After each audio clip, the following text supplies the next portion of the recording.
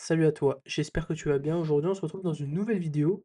Une vidéo que j'ai pas l'habitude de faire spécialement, parce que de base, je fais un petit peu, tu vois, des vidéos sur des concepts, sur des sujets un petit peu plus psychologiques, etc., ou fondamentaux. Mais cette fois-ci, on va parler d'analyse technique, ok?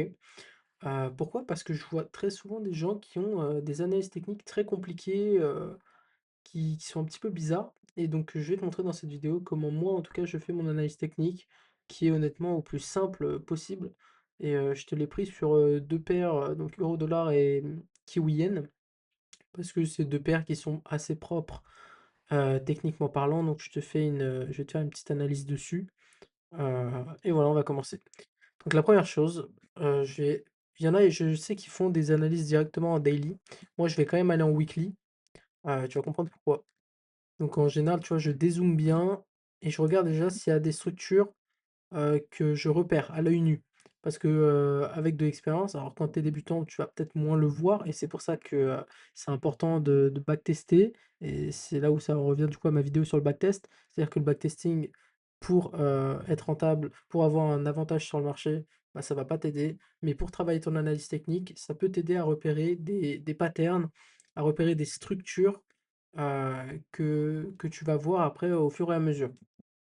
Et donc là, moi, typiquement, la première chose que je vois en zoomant un peu plus, parce que ça sert à rien non plus de prendre, genre, depuis là ou quoi, ou même, tu vois, typiquement, je le vois d'ici, mais tu vois, si tu traces un truc un peu comme ça, parce que tu sais qu'il y a une touche, là, une touche ici, et qu'en fait, on réagit bien, en fait, vu qu'on n'est pas proche de cette zone, ça n'a pas vraiment d'intérêt de le mettre. Et même sur le graphique, c'est pas très très beau. Et que le but, c'est quand même de garder un graphique qui reste un minimum, enfin, agréable à regarder, quoi.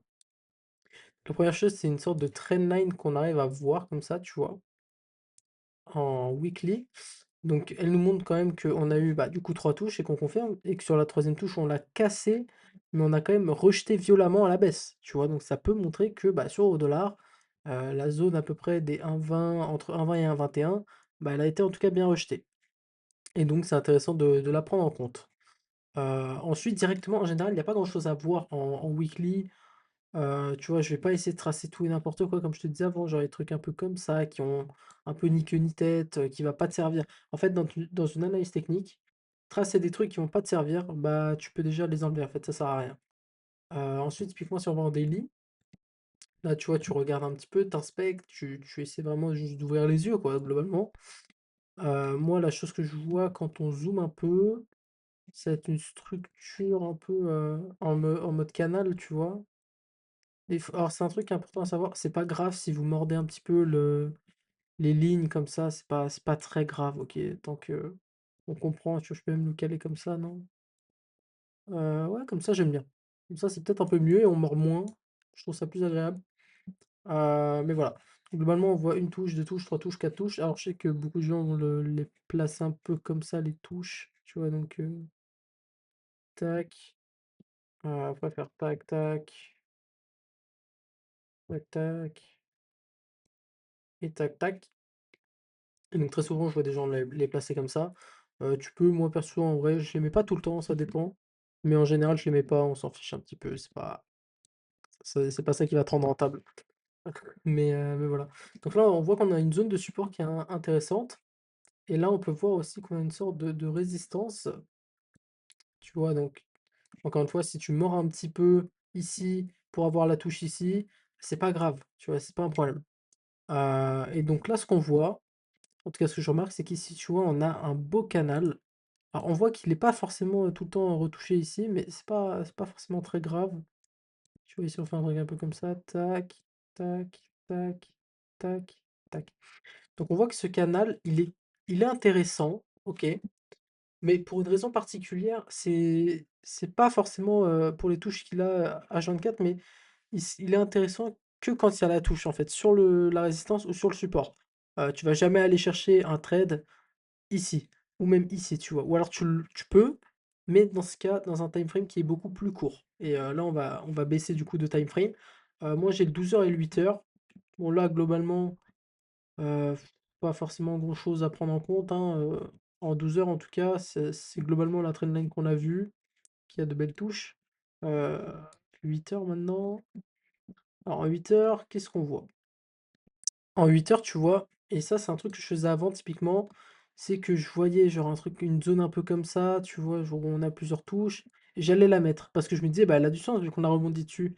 Sauf que la réalité, c'est qu'elle en a pas vraiment parce que en fait, c'est pas. Genre, déjà, c'est. Déjà, je trouve personnellement que c'est pas beau à mettre sur le graphique parce que c'est. Bah, attends, je te le remets, mais genre, c'est mordu un peu de partout. Enfin, c'est pas une zone sur laquelle tu vas trader. Et ça, c'est super important. C'est de te poser la question, est-ce que cette zone-là va me servir à trader la paire? Si c'est non, alors elle n'a aucun sens. Elle a rien à faire là. Tu vois. Et si c'est juste visuellement pour une target, bon, bah, t'as d'autres moyens de mettre une target. C'est pas un problème. Quand on va en H4.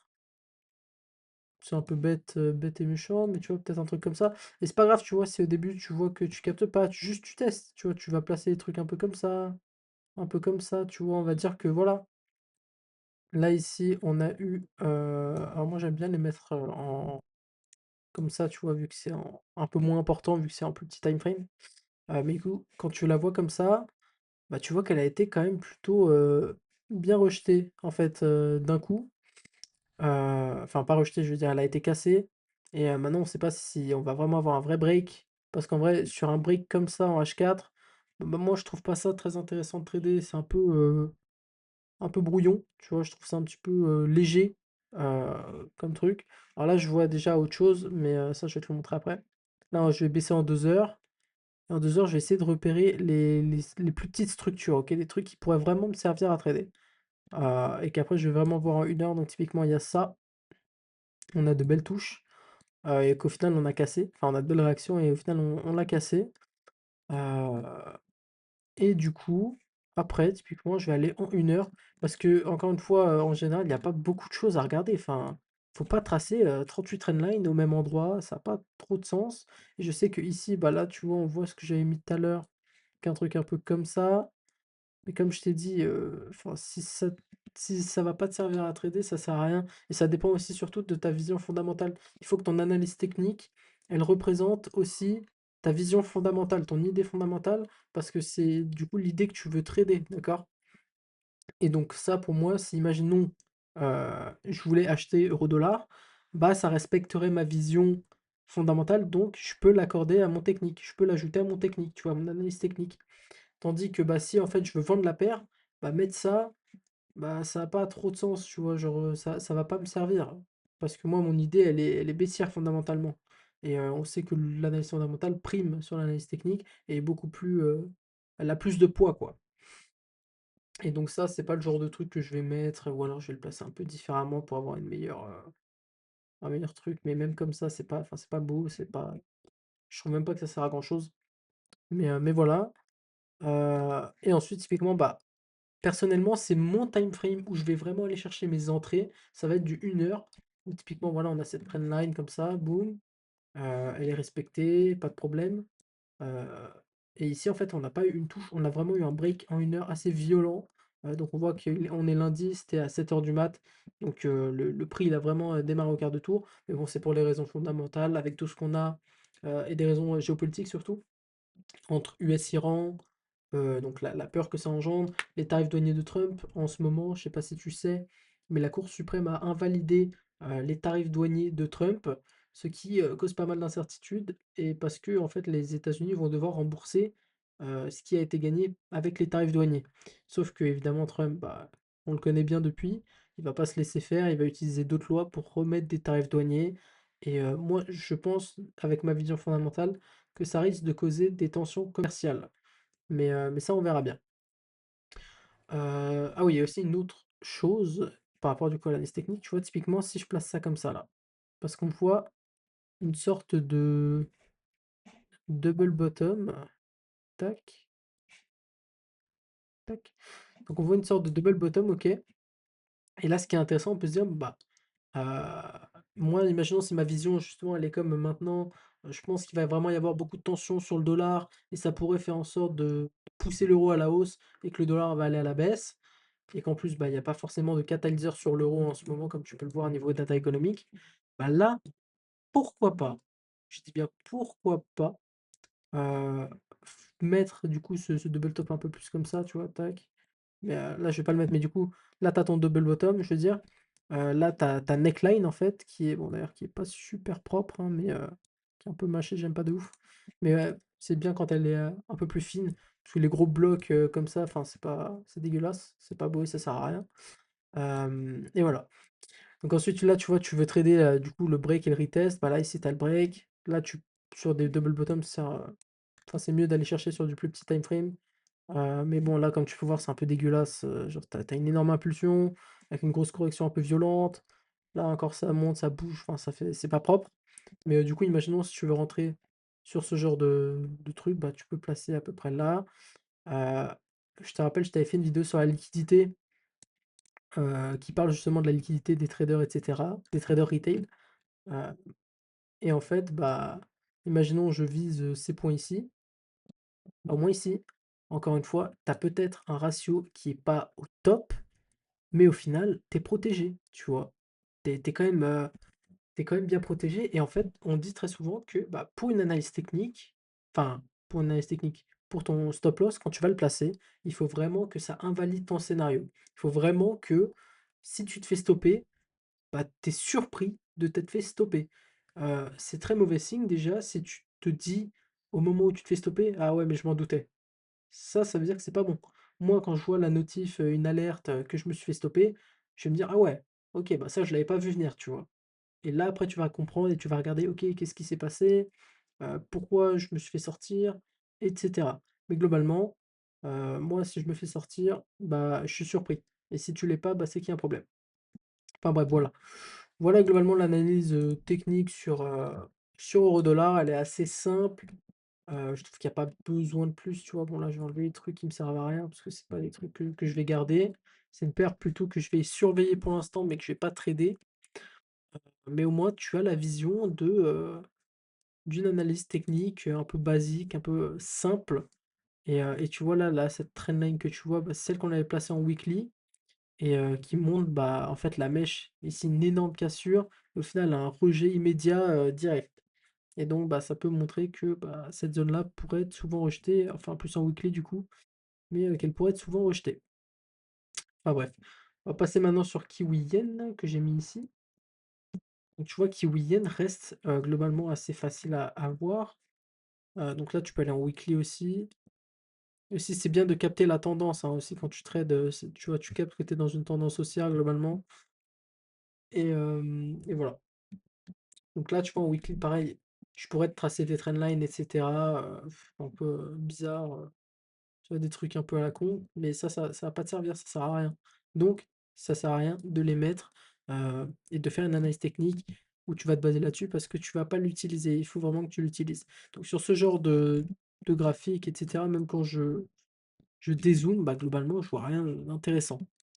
Et donc, ce que je vais faire, alors même si tu vois, encore une fois, quand je te dis il y a rien d'intéressant, tu vois, au moins comme ça que tu le comprends et pas que j'ai dans les commentaires des trucs qui disent oui, mais là il y avait un support, là il y avait ci, là il y avait ça. Genre ça, tu vois, je peux le mettre. Typiquement, c'est un support, oui, parce qu'il y a plus de trois touches, mais est-ce qu'il va me servir? Non. Donc, je vais pas le mettre. Ensuite, on va aller en daily. En daily, il y a déjà un petit peu plus de structure, ou un petit peu plus comment le marché il bouge. On voit typiquement qu'on était dans une sorte un peu de tendance baissière, mais bizarre, un petit peu impulsif d'ailleurs.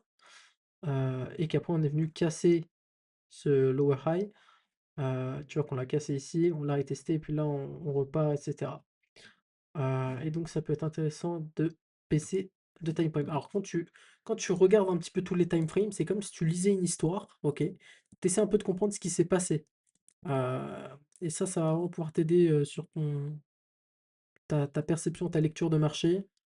Parce que si tu commences à aller regarder tout ce qui se passe, enfin, si tu regardes pas, je veux dire, voilà, tout ce qui se passe, que tu vas direct en H4 chercher tes trades, bah, tu vas peut-être pas voir qu'en weekly, tu es sur une résistance ultra rejetée, comme on peut voir, enfin, plutôt sur un support, on va prendre exemple, mais tu vois, sur l'indice du dollar américain, si tu vas pas en weekly, mais que je sais pas, tu restes en 4 heures, tu vas jamais voir que cette zone-là, bah, c'est une zone qui est à risque pour toi si tu veux vendre du dollar. Alors que là, bah, en weekly, tu vois qu'il y a une très grosse zone de support qui pourrait être rejetée à la hausse dans les prochaines semaines, qui font que bah, ce serait pas forcément une bonne idée chercher des gros swings de vente sur le dollar, comme ça, tu vois. Après, c'est sur du court terme. Voilà, ça a plus de sens, mais là, comme ça, tout de suite, non. Donc un H4, moi, je vois direct une sorte de canal, pareil, un peu.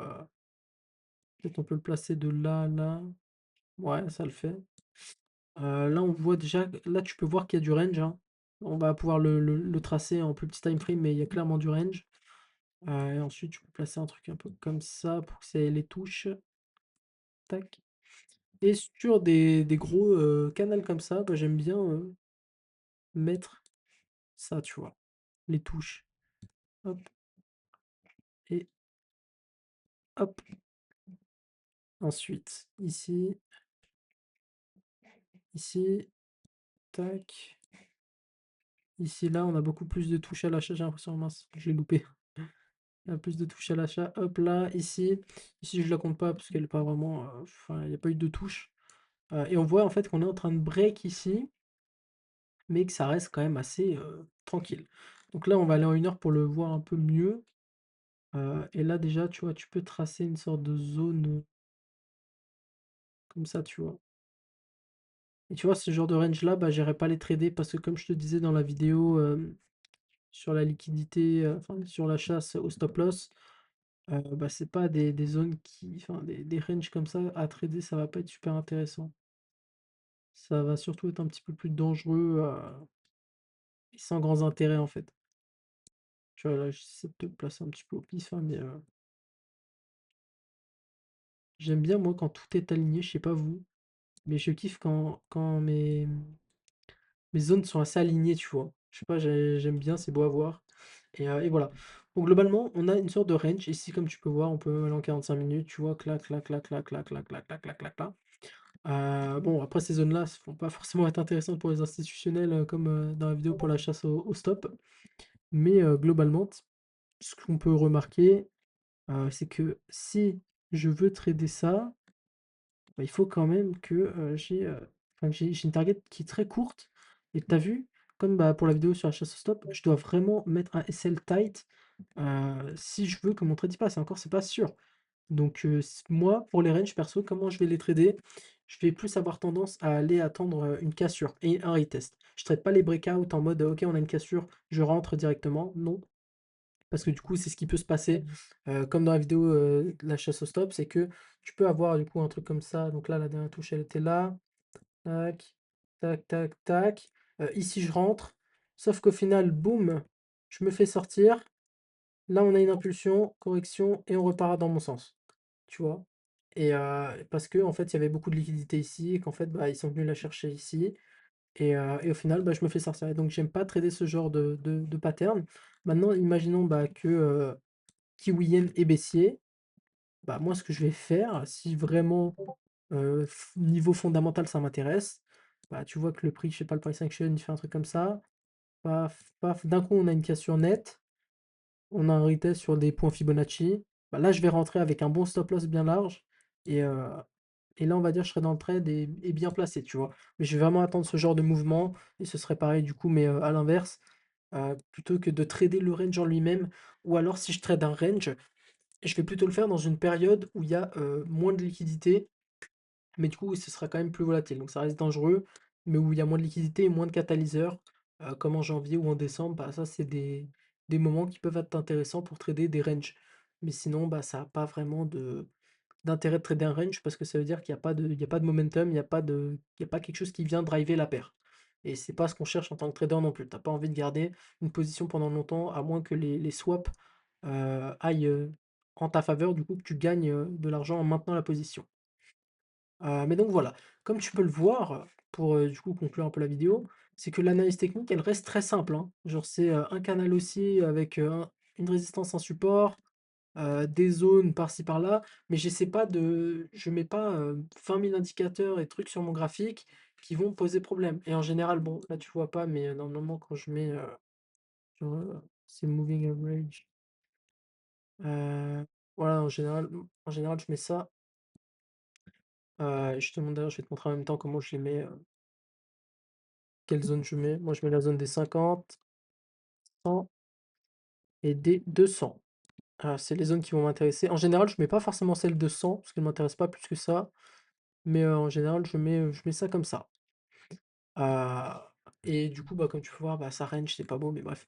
En général, voilà, sur mon graphique, il y a ça, mais si en plus de déjà des moyennes mobiles, je trouve que ça prend déjà un peu de la place sur le graphique en termes, vision. Donc si en plus de ça, tu as tout le côté, trendline partout, support résistance un peu partout et v'là les indicateurs partout, bah, écoute, tu vas pas t'en sortir sur ton graphe, quoi et pour trouver des entrées et tout, ça va pas être propre. Donc au plus ton analyse technique est simple et aussi pour le côté un peu analyse fondamentale, faut qu'elle soit poussée mais qu'elle reste simple, heu, au plus ton trading en fait est simple, au mieux ça va se passer au niveau de tes performances. Parce que tu auras vraiment une vision claire et tu auras, beaucoup plus de clarté, tu vois? Et heu et voilà. Donc sur ce, j'espère que cette vidéo t'a plu. Si tu veux plus de vidéos comme ça sur des sujets un peu plus techniques, enfin d'analyse technique, bah, hésite pas à me le faire savoir, sur les indicateurs à utiliser ou quoi ou comment les utiliser et sur ce, je te souhaite, une belle journée.